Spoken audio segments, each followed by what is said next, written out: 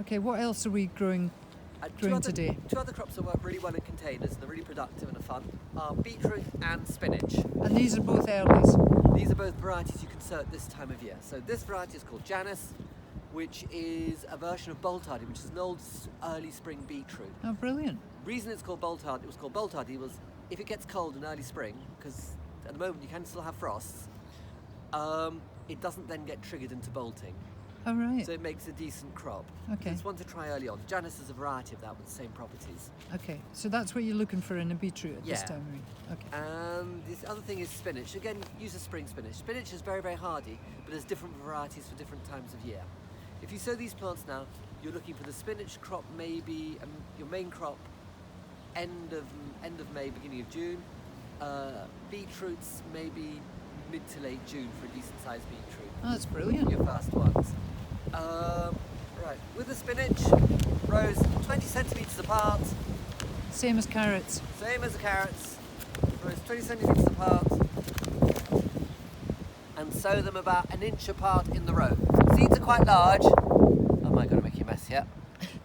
Seeds fine. are quite large, about a centimetre apart in the row, and then they'll come up, and then you can thin those eventually to one beetroot every 6 inches, every 15 to 20 centimetres in the row. Oh, You need you've to got to do really that. thin them. You need to do that if you want nice big beetroot spinach, which isn't going to bolt. Right. However, all that baby spinach in between is a super tasty early crop, so you're not wasting it. It's worth sowing. Oh, you just pick.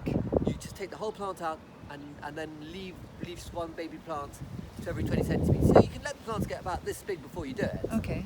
So you'll get a decent crop out of it. Oh, that's Spinach fantastic. is easy. Okay. Beetroot, about the same thing. Rows 20 centimetres apart, thinning again to about 15 centimetres apart in the row, Okay. like your individual beetroot plant.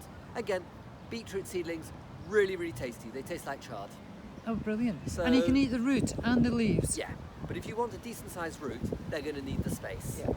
Now the other thing to say is, though beetroot's a root crop, like spinach, it's actually quite a hungry crop. So here we've just got some green waste compost. If you're a bit worried about how much nutrition there is, it might be worth putting a sprinkling of chicken manure or some other fertiliser down on the surface before putting your green waste compost on top.